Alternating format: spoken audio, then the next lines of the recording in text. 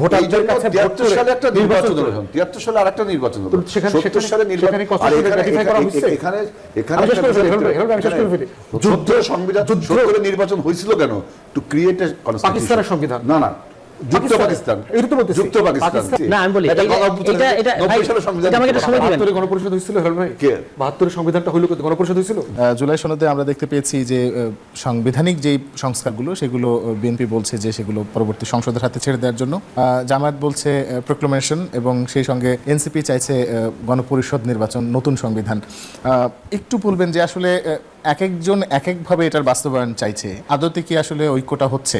বর্তমান সরকারটা ম্যান্ডেটটা কি, এই গোড়াটা পরিষ্কার থাকলে হচ্ছে আপনি বাস্তবায়নটা কিভাবে করতে চান সেটা আলোচনাটা পরিষ্কার হয়ে যাবে। বিএনপি সহ সরকারের একটা অংশ এবং দেশের অনেকেই বোধ করেন যে বর্তমান সরকারটা একটা সাংবিধানিক সরকার এবং কনস্টিটিউশনাল রেফারেন্সের আর্টিকেল 106-এর মধ্য দিয়ে এটা হয়েছে, এবং এই সরকার চুপ্পুর কাছে গিয়ে শপথ নিয়েছে সংবিধান রক্ষা করার।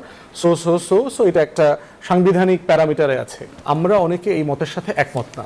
আমরা বোধ করছি যে এই সরকারের ম্যান্ডেট হচ্ছে গণ অভ্যুত্থান, গণ অভ্যুত্থানের মধ্য দিয়ে এই সরকারটা গঠিত হয়েছে। তাহলে অবশ্যই প্রশ্ন আসতেছে, তাহলে এই যে 106-এর নাটক হইল, অ্যাপিলেট ডিভিশনের জাজরা ক্যান্টনমেন্টে বৈশা জুমে গোপনে নীরবে না দেখায়া লোকচক্ষুর আড়ালে হাসিনার অধীনে শপথ টপথ নিয়েও এরকম একটা সরকারকে দেশ চালাইতে দিল, এই নাটকীয়তাতে আসলে আমরা বিশ্বাস করি না। আমরা ইতিমধ্যে দেখতে পেয়েছি যে সংবিধান, যে 72-এর সংবিধানের যে জায়গাটা রয়ে গেছে হাসিনার, এই সংবিধানটা অলরেডি গণ অভ্যুত্থানের মধ্য দিয়ে মানে পতিত হয়ে গেছে। এটা মরহুম সংবিধান হয়ে গেছে, শুধু দাফন কাফন হয়নি, অফিসিয়ালি এটাকে জানাজা দিয়ে কবরস্থ করা হয়নি, কিন্তু এই সংবিধানটা ডেড।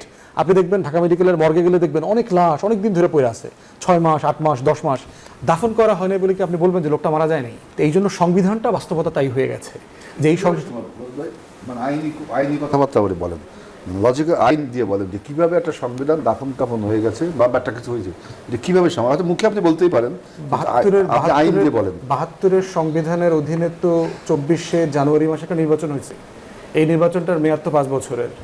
তাহলে আগামী নির্বাচনটা ডিউ হচ্ছে 29শে জানুয়ারিতে।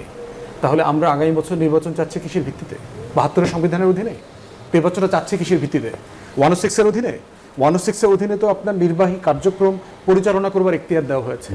তাহলে আমরা সবাই নির্বাচন চাচ্ছি গণ অভ্যুত্থানের ম্যান্ডেটের কারণে, কারণ গণ অভ্যুত্থান একটা অবৈধ সরকারের পতন ঘটাইছে।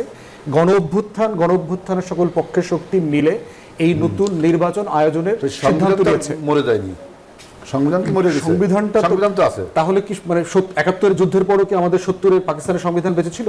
না না, যুদ্ধ সংবিধান, যুদ্ধ করে নির্বাচন হয়েছিল কেন? টু ক্রিয়েট এ পাকিস্তানের সংবিধান। না না, যুক্ত পাকিস্তান, এটা তো বলতেছি, যুক্ত পাকিস্তান রাষ্ট্রের সংবিধান তৈরি করার জন্য 70-এর নির্বাচন হলো। সেটা তো বলতেছি। সেই নির্বাচনে আরেকটা কথা ছিল যে যারা বেশি ভোট পাবে তারা সরকার গঠন করবে। আওয়ামী লীগকে সরকার গঠন করতে দেয়নি, দেশ স্বাধীন হয়ে গেছে, দেশ স্বাধীন হয়েছে।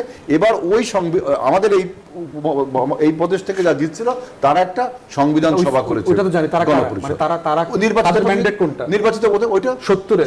তাহলে পাকিস্তান রাষ্ট্রের ফ্রেমওয়ার্কের অধীনে পাকিস্তান রাষ্ট্রের সংবিধান বানানোর জন্য পাকিস্তান রাষ্ট্রের নাগরিকদের কাছে ভোটারদের কাছে 73 সালে একটা নির্বাচন হলো, 73 সালে আরেকটা নির্বাচন হলো, 70 সালে নির্বাচন। আপনি আপনারটা বলেন, আমি আমারটা শেষ করে ফেলি। একটা বিষয় হচ্ছে যে সংবিধান মরেনি, আমি এটা বলছি, সংবিধান মরেনি। আমরা মনে করি 72-এর সংবিধান মরে গেছে। 72-এর সংবিধান যদি ডেড না বলি তাহলে আমাদেরকে মেনে নিতে হবে হাসিনা যেভাবে 15 আগস্ট বলেছে না, সে এখনো এই রাষ্ট্রের প্রধানমন্ত্রী। অপশন ভেরি ক্লিয়ার যে বাংলাদেশে গত বছর 24-এ একটা গণঅভ্যুত্থান হয়েছে, হাসিনা ক্ষমতাচ্যুত হয়েছে এবং এই সংবিধান সহ তাকে দিল্লিতে ফেরত পাঠিয়ে দেওয়া হয়েছে। এইটা একটা অপশন। আর একটা অপশন হচ্ছে যে না, দেশে কিছুই হয়নি, দেশে হাসিনা এখনো প্রধানমন্ত্রী আকারে আছে, কারণ আর তো কোনো নির্বাচন হয়নি। আগামী বছর একটা নির্বাচন হইলে নতুন প্রধানমন্ত্রী পাবো আমরা। তো আমাদের পজিশন হচ্ছে যে এই সরকারের ম্যান্ডেট 106 না, এই সরকারের ম্যান্ডেট গণ অভ্যুত্থান। অতএব যেই সরকারের ম্যান্ডেট গণ অভ্যুত্থান, সেই সরকারে গণ অভ্যুত্থানের পক্ষে সকল শক্তি মেলে সিদ্ধান্ত নেবার এখতিয়ার আছে, because they represent the will of the people. যাব তুষার, একটু আমাকে বলবেন যে ব্যারিস্টার ফুয়াদ যেমনটা বললেন, আপনারা কি তাহলে শেষ পর্যন্ত সরকারকে নতুন সংবিধান বা গণপরিষদ নির্বাচন আয়োজন করাতে ব্যর্থ হবেন কিনা? না, এটা তো জনগণ, আপনি তো জনগণের কাছে জিজ্ঞেস করছেন না। এই সাহসটুকুই তো মানে যারা ভাবছে যে তারা সংসদ গঠন করবে, ধরেন তারা মেজরিটি পাবে, তাদের এই সাহসের অভাব হবে কেন? যে ধরেন সিম্পল প্রশ্ন, গণপরিষদ হবে কি হবে না সেগুলো অন্য জিনিস, এই সংবিধান আপনি রাখতে চান কি চান না, বাংলাদেশের মানুষের কাছে এই প্রশ্নটা করেন, কি বলবে বাংলাদেশের মানুষ? আপনি তো বলতে পারেন না যে মানুষ ভোট দিবে যাদেরকে তারা সিদ্ধান্ত নেবে, ওইটাই মানুষের সিদ্ধান্ত, এটা বলা যায় না। জনগণের প্রতিনিধিরা জনগণের দলিলের ব্যাপারে, সংবিধান তো জনগণের দলিল, এটার ব্যাপারে জনগণের প্রতিনিধিরা সিদ্ধান্ত নিতে পারে না। আপনার ব্যবসার যাকে আপনি পাঠিয়েছেন হাটের মধ্যে, সে কিন্তু আপনার না, এটা হেলাল ভাই বরাবরই বলেন যে এগুলো হলো বিভ্রান্তিকর বয়ান এবং একটা ইয়ে করা হয়। সংবিধান তাহলে লিখবে কি, মানে লেখে কারা? সংবিধান লেখে গণপরিষদ। গণপরিষদ হয় কিভাবে? নির্বাচনের মাধ্যমে। হ্যাঁ, নির্বাচন তো দেন, আমরা গণপরিষদ নির্বাচনের কথা বলতেছি তো। তাহলে এইটা তখন প্রেক্ষাপটটা কি থাকে? নতুন সংবিধান, নতুন দেশ। আমাদের আমরা কি স্বাধীন হয়েছি? ওকে, এইটা খুব মজা। 24 সালে স্বাধীন হয়েছি না, আমি বলি এটা ভাই, এটা আমাকে একটা সময় দিবেন। 72 গণপরিষদ হয়েছিল হেলাল ভাই? কে? 72 সংবিধানটা হইলো গণপরিষদ হয়েছিল 72 সালে গণপরিষদ হওয়ার পরে ম্যান্ডেট নিছে, না, ওই যে 70 যে 73 নির্বাচনে কি আওয়ামী লীগ ম্যান্ডেট নিছে এই সংবিধানে?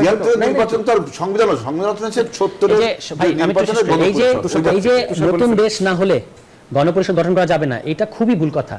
পৃথিবীতে আমি আপনাকে অসংখ্য দেশে উদাহরণ দিতে পারবো যারা প্রতিষ্ঠিত দেশ, ইতালিতে, তুরস্কে একাধিক 4টা-5টা করে গণপরিষদ গঠিত হয়েছে, আমাদের নেপালেও এরকম হয়েছে। আচ্ছা, আমাদের দেশে আসেন, শহীদ প্রেসিডেন্ট জিয়াউর রহমান, এই যে ভাই বলেন, এবং সালাউদ্দিন ভাইকেও আমি বলতে শুনেছি যে নতুন দেশ ছাড়া কিসের গণপরিষদ। শহীদ প্রেসিডেন্ট জিয়াউর রহমান 1978 সালের 17 এপ্রিল দ্বিতীয় সামরিক ফরমানের দ্বাদশ সংশোধনীর মধ্যে দিয়ে পরিষ্কার বলেছিলেন যে সামনে যে ইলেকশন হবে, মানে 79 সালে যে ইলেকশনটা হইল পরে, সেই ইলেকশনটা হবে একই সাথে গণপরিষদ নির্বাচন এবং সংসদ নির্বাচন। পরবর্তীতে উনি এটা করেন নাই, কিন্তু এই যে সিদ্ধান্ত উনি নিয়েছিলেন এটা তো সামরিক ফরমানের মাধ্যমে নেওয়া সিদ্ধান্ত, তাই উনি কেন নিলেন? দেশ তো তখন নতুন করে স্বাধীন হয় নাই। এই প্রশ্ন তো বিএনপিকে দিতে হবে। সংবিধান গণপরিষদ না, ছিল না তো, আমি তো বলছি না ছিল। 79 সালে নির্বাচন, 79 সালের নির্বাচনটা সংসদ নির্বাচনী হয়েছে, কিন্তু একেবারে শেষ মুহূর্তে জানতে চাইবো যে এখন বর্তমানে নির্বাচনী যে রোডম্যাপ দেওয়া হচ্ছে, সেই রোডম্যাপ অনুযায়ী সকল দল নির্বাচনে আসবে কিনা আপনারা কি মনে করেন? গণঅভ্যুত্থানের স্বার্থে আসা উচিত, বাংলাদেশের স্বার্থে আসা উচিত। যে রাজনৈতিক ভুল জামাত 71 সালে করেছে, সেই যে রাজনৈতিক ভুল জামাত 86 সালে করেছে, যে রাজনৈতিক ভুল জামাত 1996 সালে করেছে, যে রাজনৈতিক ভুল পাকিস্তান সৃষ্টির সময় করেছে ওই যে ব্রিটিশ বিরোধী, সেই ভুল আবারও এই জামাতের নেতৃত্বে রাজনৈতিক দলগুলো করতে যাচ্ছে। এবং আমি এনসিপির ভাইদেরকেও বলবো, ফুয়াদ ভাইদেরকেও বলবো যে গণঅভ্যুত্থানের স্বার্থে আমাদের এই আওয়ামী বয়ানকে পরাস্ত করার সাথে আপনারা একটি নতুন সংসদ তৈরির দিকে এগিয়ে আসুন, সবাই মিলে দেশটাকে ঐক্যবদ্ধ। আজকে যে বয়ান তৈরি করছেন যে অনেক